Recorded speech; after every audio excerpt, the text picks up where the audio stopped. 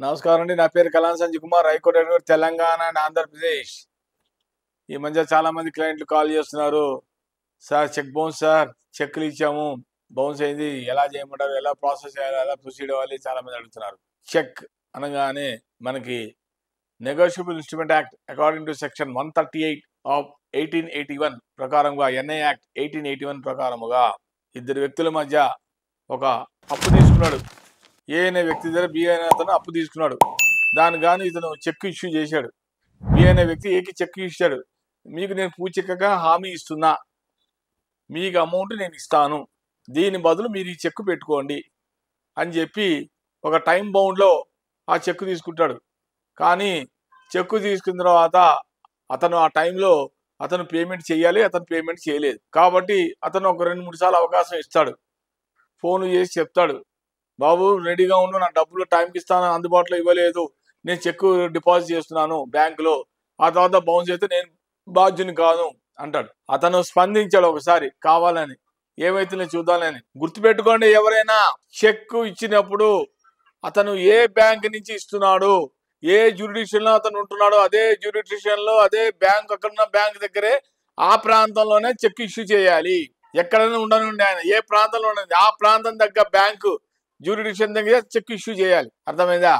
So అట్లా చెక్కు అతను ఇచ్చాడు, అమౌంట్ ఇవ్వలేదు.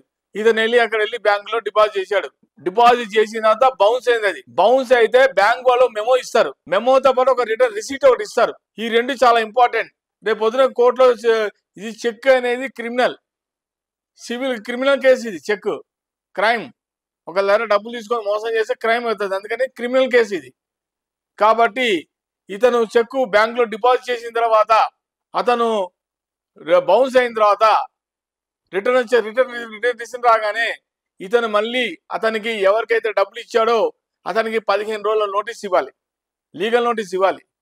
లీగల్ నోటీస్ ఇచ్చిన తర్వాత స్పందించాడా? మళ్ళీ స్పందించలేదనుకోండి, మొత్తం ఓవరాల్ గా 45 డేస్, 45 రోజుల లోపల చూసి అప్పుడు ఫైల్ చేయాలి కోర్టులో. 45 days time, jurisdiction only 45 days. ముందర 15 డేస్ వేసిన తర్వాత లీగల్ నోటీస్ తర్వాత మళ్ళీ రిప్లై రావాలి. రిప్లై కూడా రాకపోతే 30 డేస్ దాకా వెయిట్ చేయాలి. 30 డేస్ లో కనుక రిప్లై రాకపోతే దాన్ని ఇంకొక 15 డేస్ తర్వాత వెయిట్ చేసి దాన్ని అప్రోచ్ మెజిస్ట్రేట్ కోర్టులో వెళ్ళి ఫైల్ చేయాలి. క్రిమినల్ కేసు అతని మీద ఫైల్ చేయాలి. ఇంత అవసరమా? ఎవరైతే అమౌంట్ తీసుకున్నాడో దీన్ని ఇతను సెటిల్మెంట్ కూడా చేసుకోవచ్చు. అనవసరంగా కోర్టు దాకా పోకుండా పనిష్మెంట్స్ మీకు అవాయిడ్ చేయొచ్చు, ఫైన్ కూడా మీకు అవాయిడ్ చేసుకోవచ్చు.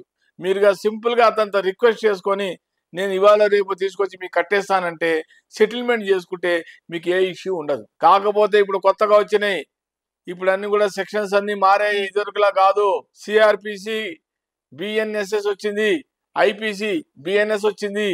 అట్లాగే కొత్త కొత్త చట్టాలను వచ్చినప్పుడు మీరు సెక్షన్స్ కూడా మారాయి, పనిష్మెంట్స్ కూడా కొంచెం ఎక్కువ పెంచారు. కాబట్టి ఇప్పుడు 3 ఏళ్ల నుంచి 7 ఏళ్ల వరకు జైలు శిక్ష. మీరు కానీ అమౌంట్ తీసుకున్న తర్వాత కనుక మీరు కనుక పేమెంట్ చెయ్యకపోతే, సెటిల్మెంట్ చేసుకోకపోతే, చూద్దాంలే తర్వాత చూద్దాంలే ఏమవుతుందిలే అని మీరు కానీ నిర్లక్ష్యం చేస్తే కనుక ఆ తర్వాత మీరే సఫర్ అవుతారు. అలా కాకుండా అమౌంట్ని ఇచ్చేస్తానని రిక్వెస్ట్ చేసుకుంటే అతనికి మీరు ఆ పనిష్మెంట్ నుంచి మీరు తప్పించుకోవచ్చు. పేమెంట్ ఇచ్చేస్తే ఒకవేళ 2 లక్షలు తీసుకున్నాకో 2 నెలల్లో లక్ష ఇచ్చేసినా అతను ఇబ్బంది పడాడు, అతను కోర్టు దాకా పోడు. కానీ ముందర సెటిల్మెంట్ చేసుకోవాలి. విత్ ఇంట్రెస్ట్ మాట్లాడుకొని ఉంటాడు. ఒకవేళ డిలే అయితే ఇంట్రెస్ట్ పే చేయమని అడుగుతాడు, చేసేసేయండి, గొడవలేదు. కానీ ఇవన్నీ మీరు నెగ్లెక్ట్ చేసి కట్టకుండా మీరు కానీ వెళ్తే కనుక కోర్టు చుట్టూ తిరగడం మీ వల్ల కాదు. తర్వాత అడ్వకేట్ని పెట్టుకోవాలి, అతనికి ఫీజు ఇచ్చుకోవాలి. ఎంత ఫీజు ఇచ్చుకున్న తర్వాత ఒకసారి ఆర్డర్ వచ్చిందంటే పనిష్మెంట్ మటుకు ఆగదు. గుర్తుపెట్టుకోండి ఈ మాట, పనిష్మెంట్ ఆగదు. ఒకవేళ తర్వాత మీరు రీపే చేసినా కూడా ఒకసారి ఆర్డర్ వచ్చినప్పుడు మీరు పేమెంట్ చేయకపోతే ఇన్నేళ్ళు జైలు శిక్ష అంటే దాన్ని మీరు ఏమీ చేయలేదు, ఎవరి వల్ల కాదు. కోర్టులో ఆర్డర్ వచ్చే లోపల మీరు అన్ని సెటిల్మెంట్ చేసుకుంటే మీకు ఎటువంటి ఇబ్బంది ఉండదు. కాబట్టి చెక్ బౌన్స్ లో మటుకు చాలా మంది నెగ్లిజెంట్ చేస్తారు, తీసుకుంటారు, తర్వాత అవాయిడ్ చేస్తారు. ఏమవుతుంది అంటారు. ఏమవుతుంది అన్న వాళ్ళకి మటుకు ఒక గుణపాఠం. ఒక్కసారి కానీ జైలుకి వెళ్ళారంటే వాళ్ళకి కెరీర్ సర్వీస్ అయిపోతుంది. కాబట్టి దయచేసి ఎవరైనా చెక్ తీసుకున్న వాళ్ళ అమౌంట్ టైంకి పేమెంట్ చేయండి. ఒకవేళ అటు 4 రోజులు లేట్ అయినా డిలే అయినా సెటిల్మెంట్ చేసుకుంటే కోర్టు దాకా వెళ్ళకుండా ఉంటే మీకే ఉత్తమం. నమస్కారం.